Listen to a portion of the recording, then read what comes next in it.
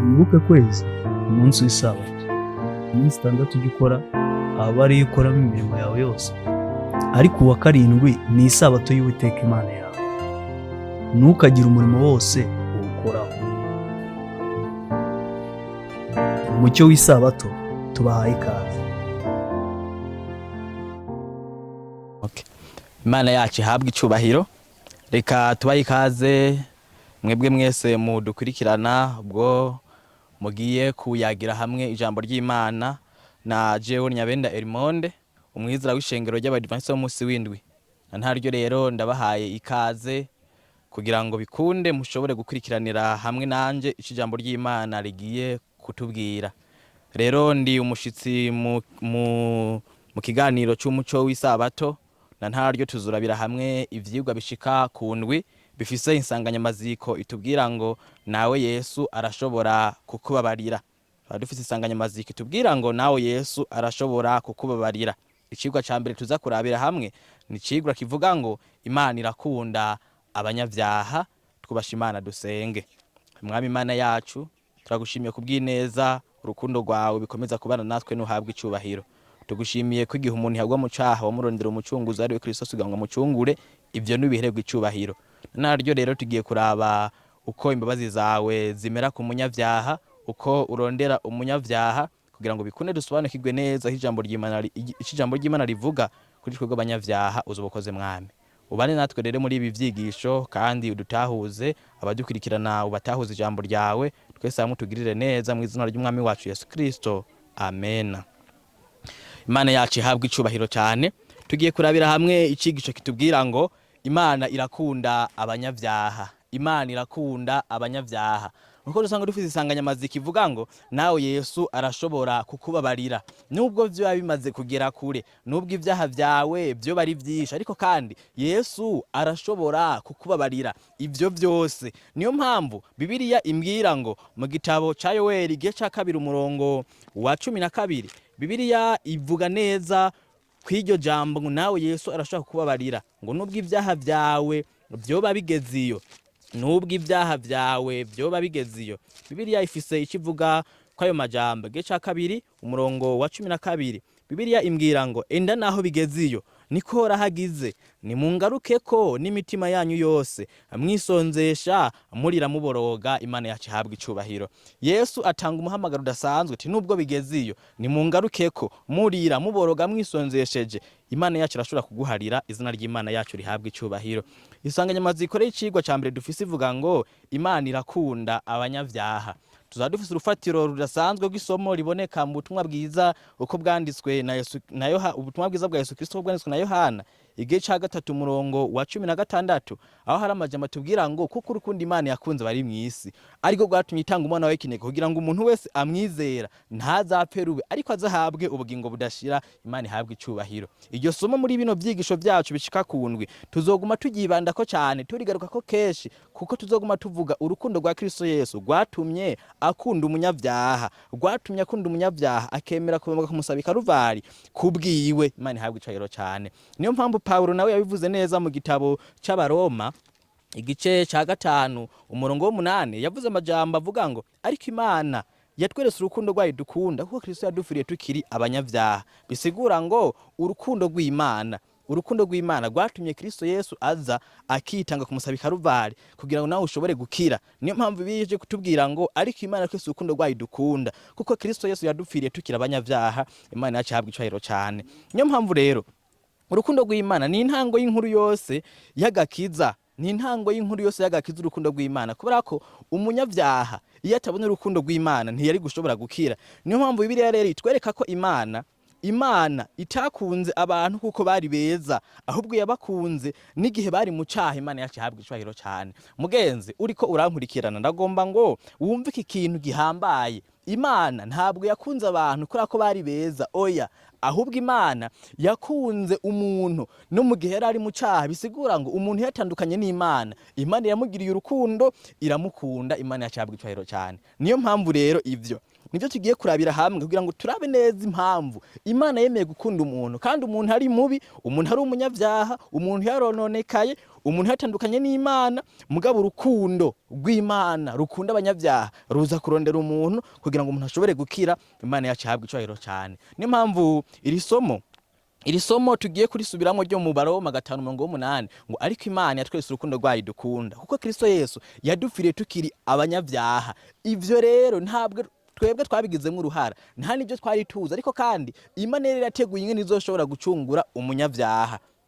Imana ihabwe icubahiro cyane. Ingene izoshobora gucungura umunyavyaha. Niyo mpamvu mu gitabo ca Yohana wa mbere, igitabo ca Yohana wa mbere igihe ca 3 ku murongo wa mbere hari amajambo avuga ngo nimurabe urukundo uko rungana Data wa twese yatugiriye, rwatumye twitwa abana b'Imana, kandi niko turi. Nico gituma abisi batatuzi kuko batayimenye. Abo nkunda rero ko turi abana b'Imana, ariko ko tuzomera ntikurahishurwa. Ico tuzi nuko Yesu niyahishurwa tuzosa nawe, kuko tuzomuraba uko ari. Imana yacu ihabwe icubahiro cyane. Yohana nawe atangaza amajambo ahambaye avuga ngo turabe urukundo rwa Data wa twese yatugiriye kuba twitwa abana b'Imana. Ubwo rero ni urukundo rwagaragaye kuri twebwe, atari ko turabagororotsi, ariko ko turabanyavyaha, ariko Imana ikemera kudukunda. Imana yacu ihabwe icubahiro cyane. Niyo mpamvu hariha amajambo umwanditsikazi yavuze amajambo ahambaye mu gitabo bita ngo gutumbera Yesu. Nibaza ko benshi bakizi uretse gusa abo batari badivasa munsi w'indwi, ariko kandi mw'ituro ry'abadivasa munsi w'indwi ico gitabo turakizi cyane kandi turagikoresha keshi. Igitabo kitubwira ngo gutumbera Yesu. Hari amajambo umwanditsikazi yanditse kuri iyo ngingo ivuga ingene urukundo rw'Imana rwatumye umunyavyaha ashobora kuronkeka. Ni mu kiwa kitubwira ngo urukundo Imana ifitiye abantu.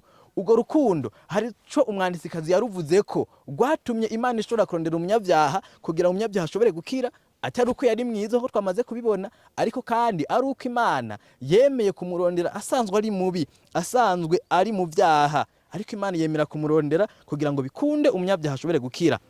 Umwanditsikazi yanditse ayo majambo ahambaye, amajambo avuga ngo mu cigwa kitubwira ngo urukundo Imana ifitiye abantu. Ni rupapuro rw'indwi aho umwanditsikazi yanditse amajambo avuga ngo urukundo bene ubwo ntaco biringaniye nago, niko rwatumye twitwa abana b'Umwami wo mwijuru. Ngiyo rero inkuru ishika ku mutima dutegerezwa kuzirikana kuruta vyose. Ushaka Imana iradukunda, twari abansi bayo. Imana ihabwe icubahiro cyane. Tumaze kumva amajambo ahambaye ko Imana idukunda kandi twari abansi bayo, ariko kandi ngo ubwo rukundo Imana yatweretse ngo nico kintu tugomba kuzirikana kuruta ivyo bindi vyose. Mwibuke ko ikigo cyacu kitubwira ngo Imana irakunda abanyavyaha. Ubwo rukundo rero rudaseswa rutuma umutima wegerezwa Imana, ukayigamburukira, nayo ikawugenza ukwirondera. Uko turishiriza rero gushimikira kumenya ingeso z'Imana no kuyumvira no kwiyumvira iby'umusaraba wa Yesu, niko turushiriza gutahura impuwe n'ikigongwe no guharira ibyaha n'ukuri. Bene ubwo butungane rero ni naho tugeragereza kwihweza n'ibindi vyerekana urukundo ntangere n'impuwe Imana idufitiye kurutiza umuvyeyi yogirira umwana wiwe. Imana ihabwe icubahiro cyane. Bagenzi, nagoma ndababwire ngo aya n'amajambo ahambaye umwanditsikazi yavuze, kandi amajambo akora ku mitima yacu, ngo ubwo rukundo rwaje kuri twe rw'abanyavyaha. Ni nta kintu na kimwe twakoze, ni naco twakoreye Imana, ariko kandi ngo Imana yazirikanye amakosa yacu. Imana izirikana ko turi abanyavyaha, yemera kudukunda, ni ntaco twari turi. Niyo mpamvu kubw'ubwo rukundo igihe Adamu na Eva bacumura ntivyatumye Imana ibareka burundu, ahubwo Imana yarabahamagaye uti uri hehe. Imana ihabwe icubahiro. Igihe Adamu na Eva bacumura, Imana ntiyacibareka burundu ati nimugende muze kononekara, oya, ahubwo kubw'ubwo rukundo Imana yarabahamagaye ati uri hehe. Mu gitabo c'Itanguriro igihe ca 3 ku murongo w'9 tuhasanga amajambo avuga ngo Uhoraho Imana ahamagara uwo muntu aramubaza ati uri hehe. Imana ihabwe icubahiro. Aramubaza ati uri hehe. Umuntu amaze gucumura siwe yarondeye Imana, oya, ahubwo Imana niyo yarondeye umunyavyaha kugira ngo bikunde imugarukane. Kubw'urukundo rwayo rero Imana yahamagaye Adamu na Eva ati muri hehe. Imana ihabwe icubahiro. ati muri hehe? Ibyo byerekana ko rero Imana itigera ireka kurondera umuntu yaguye mu cyaha. Ibyo byerekana ko Imana ntabwo yigera ireka kurondera umuntu yaguye mu cyaha, oya, ahubwo umuntu yaguye mu cyaha kubwa rwa rukundo twamaze kumva Imana ifitiye abanyabyaha, Imana yongera kumurondera ikamuzana kuri yo kugira ngo bikunde umunyabyaha amaze kwemera irarikwa ry'Imana. Umunyabyaha amaze kwemera irarikwa ry'Imana agatabara ko ari umunyabyaha, bikunde ashobore gukira kubwa za mbabazi z'Imana. Imana yacyabwa icayiro cyane. Niyo mpamvu nawe Yesu arashobora kukubabarira nubwo byo bigeze kure, nubwo byo bimaze kuba byinshi. Mbega yumvira ko bingana gute? Ibyaha umaze gukora ni byinshi cyangwa ni bikeya? Bimeze gute? Bigeze he? Ariko kandi nubwo bingana uko, kubw'urukundo Imana ifitiye abanyabyaha, nawe Yesu arashobora kugira ane, arashobora kubabarira. Imana yacyabwa icayiro cyane. Niyo mpamvu umunyabyaha nawe hari intambwe agomba gutera. Tugiye kwiga ingingo tubwira ngo uko umunyabyaha akwiriye Kristo. Imana imaze kwerekana urukundo ikunda umunyabyaha, hari umunyabyaha nawe intambwe agomba gutera kugira ngo bikunde ashikire Kristo. Imana yacyabwa icubahiro, kugira ngo bikunde ashikire Kristo. Niyo mpamvu tugiye kurabira hamwe iki cigwa cyo mu gitabo Gutumbera Yesu, mu cigwa kitubwira ngo ingene umunyabyaha akeneye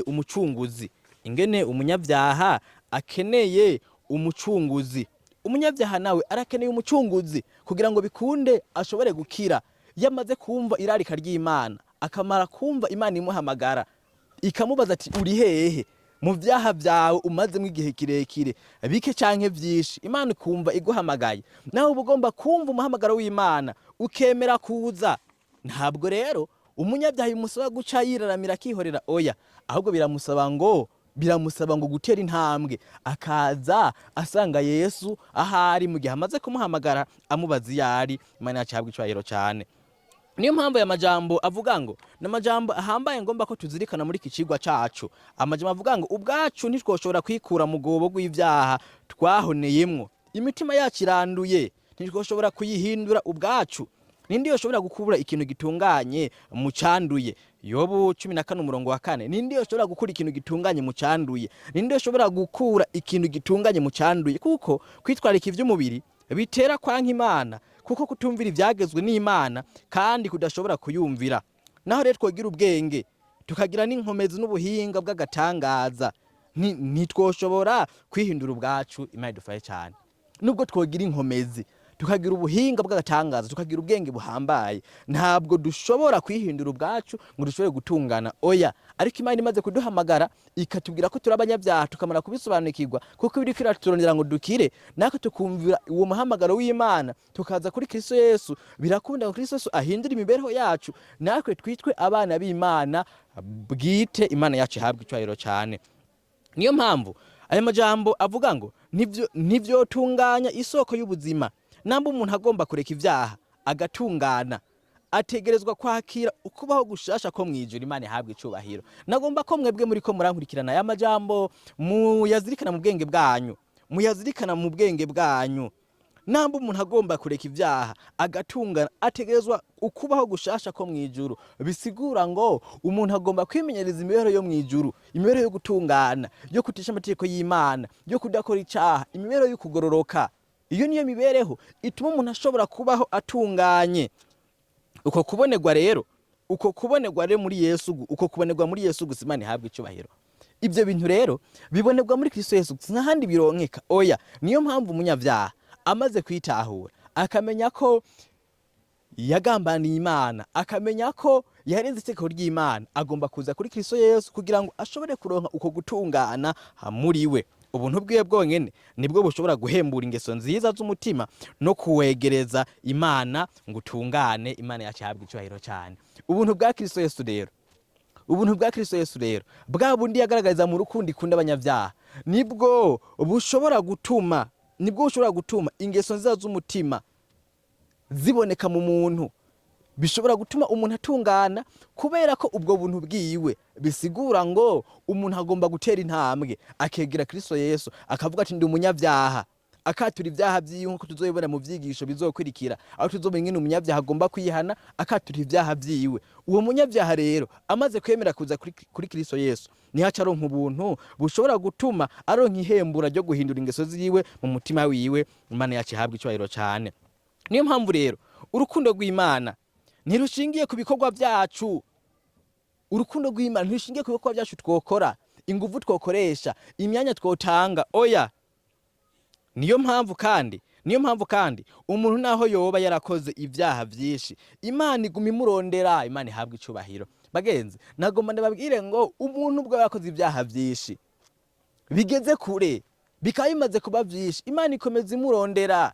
Niyo mpamvu ino sanganyamaziko tuzomora ko iminsi turabira hamwe itubwira ngo nawe Yesu arashobora kukubabarira. Nubwo rero uba warashayije ukaba ugeze kure, ibyaha vyawe bikaba bimaze kuba umurengera, Yesu aguma kurondera, uhoraha aguma kurondera. Niyo mpamvu iri somo ryo muri Yoweri 2:12 rivuga ngo enda nimuze rero nubwo bigeziyo, Imana ihabwa icubahiro. Nubwo bigeziyo nimuze twitature. Imana iguma ihamagara umunyabyaha ati nubwo ibyaha vyawe bimaze kuba vyinshi, bimaze kuba umurengera, nuze twitature. Niyo mpamvu hari ingingo zitatu tugiye kurabira hamwe kugira ngo dutere dusozera kino cigwa cacu. Hari ingingo zitatu tugiye kurabira hamwe zihambaye ngomba ko nawe uzirikana ukaziha ubwenge. Izo ngingo zitatu niwamara kuzitahura uzobona neza ko ni nta kintu na kimwe umunyabyaha ashobora gukora kugira ngo akire uretse gusa kumva umuhamagaro w'Imana mu gihe Imana imuhamagara imubaza ngo uri hehe.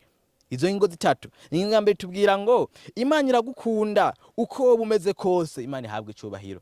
Imana iragukunda uko wowe umeze kose. Nagomba ndakubwire ngo uko uri kose ntiwikengere, uko wiyumva kose ntiyumvire ko Imana itagukunda, oya. Imana nta ruhara rw'abantu bamwe ihitamwo ngo ibakunde canke ngo yankaba, oya.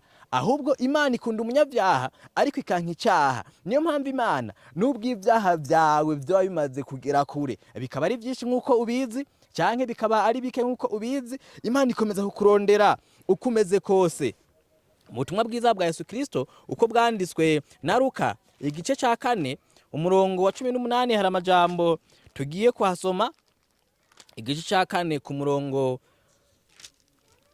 wa 18 hari amajambo tugiye kuhasoma. Reka duhere ku murongo wa 17. Bamuha igitabo c'abavugishwa n'Imana Yesaya arakizingurura, abona handitswe ngo muhemu w'Imana ari kuri jewe, nico catumye andobanuza amavuta kugira ngo mbwire aboro ubutumwa bwiza. Imana ihabwa icubahiro. Yesu yaje kubwira aboro ubutumwa bwiza, bisigura ngo uko wowe uri kose, uko wiyumva, Yesu aragukeneye kuko ngo yaje kubwira aboro ubutumwa bwiza. Yantumye kumenyesha abarindwa ko barikuwe, n'impumyi ko zihumuka, no kubohora abagwanyutse imitima. Imana ihabwa icubahiro. Yesu rero nico kintu camuzanye. Uko wowe uri kose, Yesu aguma kurondera. Imana iragukunda uko buri kose kandi iguma irondera umutima wawe, kubera ko ngo yaje kugira ngo abwire ubutumwa bwiza aboro, amenyeshe ko abarinzwe ko babohowe, amenyeshe ko impumyi zihumuka, kandi amenyeshe ko abantu bafise imitima igwagutse, imitima inyotewe ijambo ry'Imana, ko iyo mitima igiye gukira. Imana ihabwa icubahiro cyane. Niyo mpamvu uko buri kose nawe Yesu aragukeneye, kandi ntabwo bigusaba kubura umuhinga, oya. Uko uri kose mu ruhande rwawe urimwo, numba uri umworo nimba umeze gute, Yesu nawe aragukunda kandi Imana irakurondera uko vyogenda kose. Ingingo ya kabiri itubwira ngo ntugomba kwiyumvira ko uri kure cyane y'Imana. Imana ihabwa icubahiro. Ntugomba kwiyumvira ko uri kure cyane y'Imana.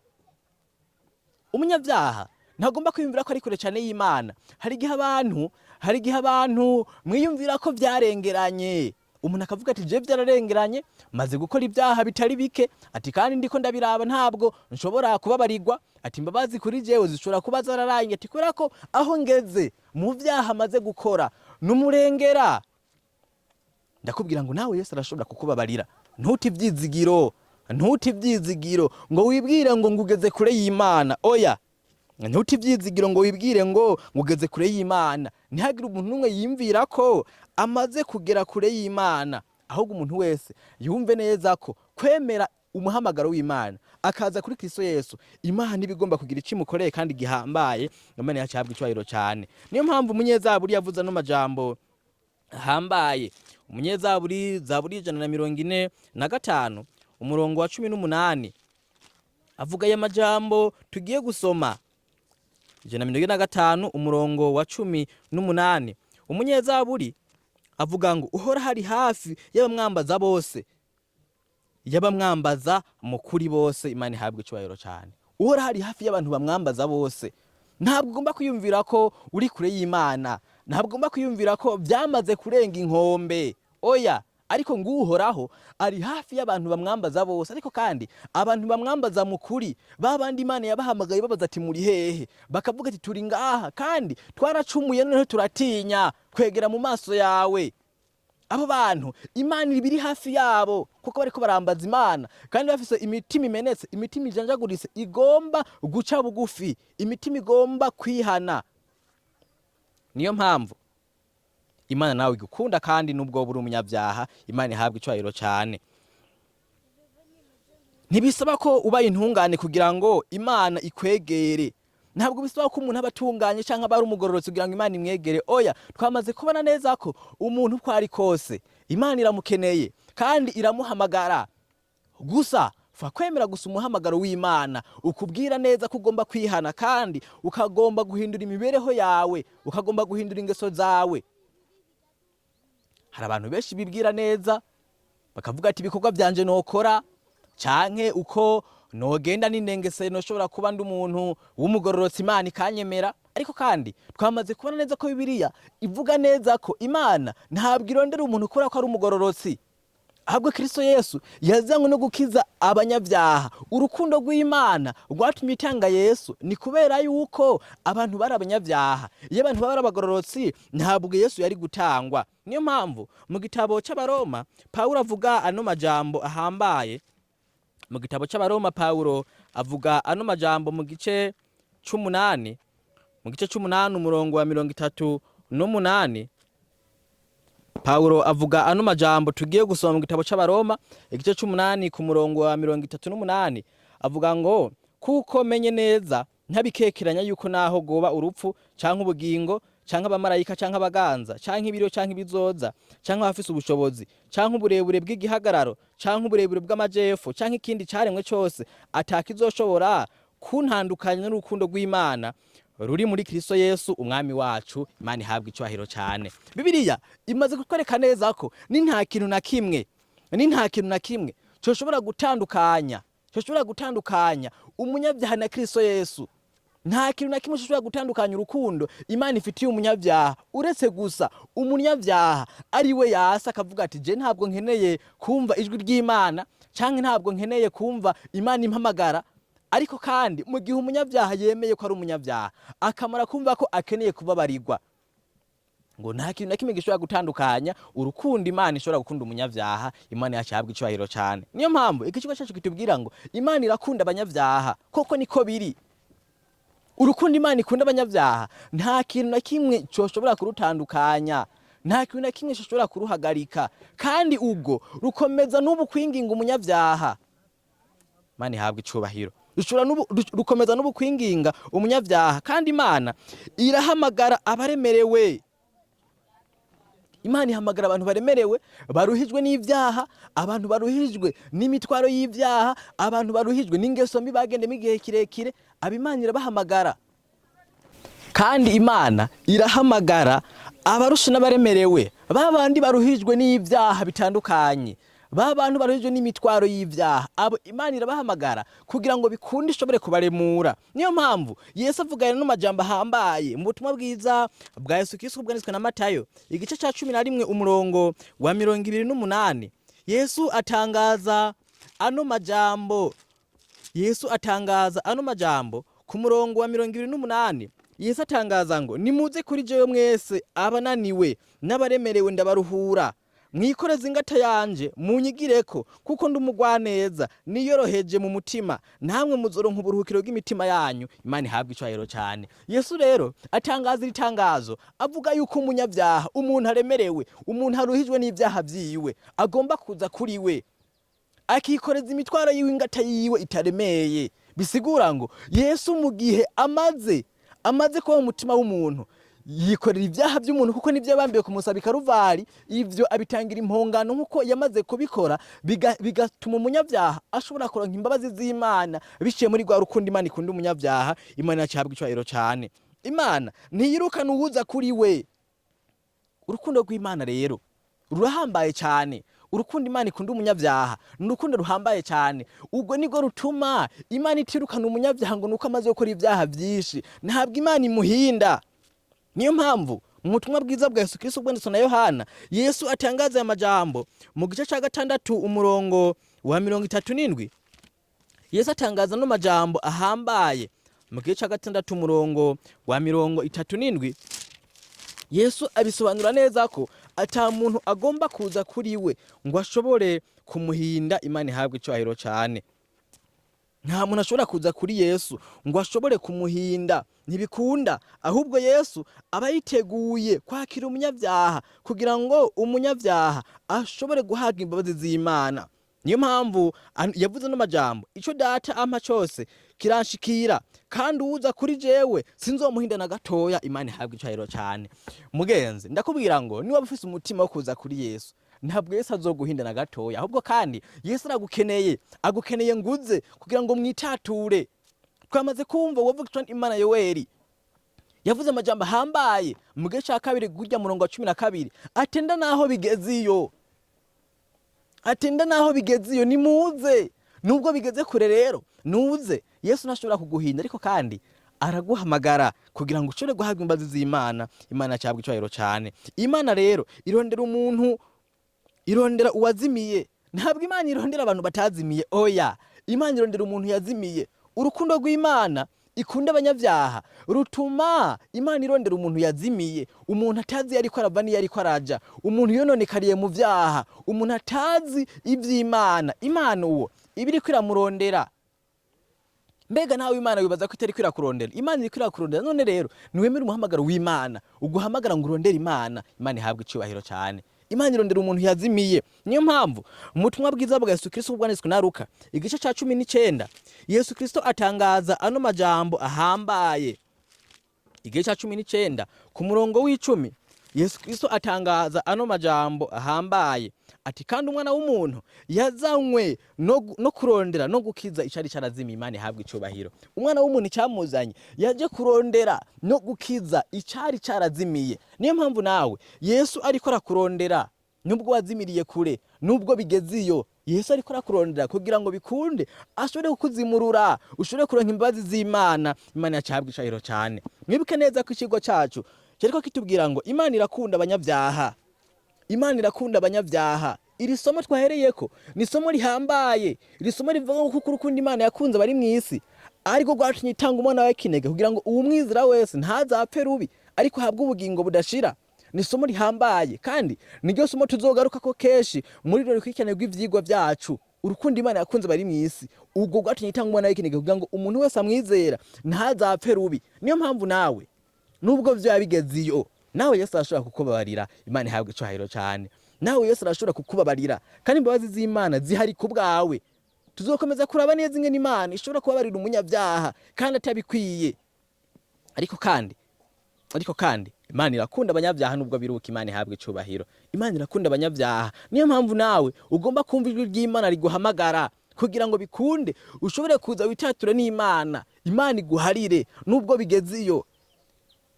Nta kintu na kimwe ushobora gukora, nta mahero ushobora gutanga, ariko kandi ni kwemera gusa umutima wawe ugaca bugufi. Umutima wawe ukumva ko ukeneye ihamagarwa ry'Imana, kandi ukemera kumva ingene Imana iguhamagara, ukemera kumva ko uri umunyabyaha, hama ugakenera kuronka imbabazi z'Imana zibonekera muri Kristo Yesu. Izina ry'Imana yacu rihabwe icubahiro cyane. None rero Imana iraguhamagara ukuri kose. Imana ihabwe icubahiro. Imana iraguhamagara ukuri kose. Niyo mpamvu iri somo tugiye kurangirizako ryo mu vyeshero Yohana igice cya 3 ku murongo wa 20. Mu vyeshero Yohana igice cya 3 ku murongo wa 20 niryo somo tugiye kurangirizako. Ni icete candikishije ingero gira Odokiya. Icete candikishije ingero gira Odokiya ku murongo wa 20. Kristo Yesu avuga ngo mpagaze ku rugi ndaramukije. Yesu ahagaze ku rugi kandi ariko araramutsa adodora ku mutima wawe, ariko araramutsa adodora ku mutima wawe. Ati mpagaze ku rugi ndaramukije, umuntu niyumva ijwi ryanje, umuntu niyumva ijwi ryanje akugurura urugi, ndinjira dusangira, Imana ihabwa icubahiro. Yesu ariko arahamagara kandi ahagaze ku rugi rw'umutima wawe, ariko aradodora kugira ngo bikunde ashobore kugukiza. None rero niwumva ijwi ry'Imana riko riraguhamagara kugira ngo wugurure usangire na Yesu. Mpagaze ku rugi ndaramukije, umuntu niyumva ijwi ryanje akugurura, ndinjira dusangire. Yesu rero ariko ararondera umutima wawe wazimiye, nkuko twamaze kubibona. Yesu ariko ararondera umutima wawe wazimiye, kandi Yesu akomeza kudodora. Ico usabwa, urasabwa kwemera, urasabwa kumva Imana iriko iraguhamagara kugira ngo bikunde ushobore gukira. Imana ihabwe icubahiro. Urukundo rero Imana ikunda abanyavyaha ni urukundo rutangaje, inshuti mukundwa mugenzi, ni urukundo rutangaje.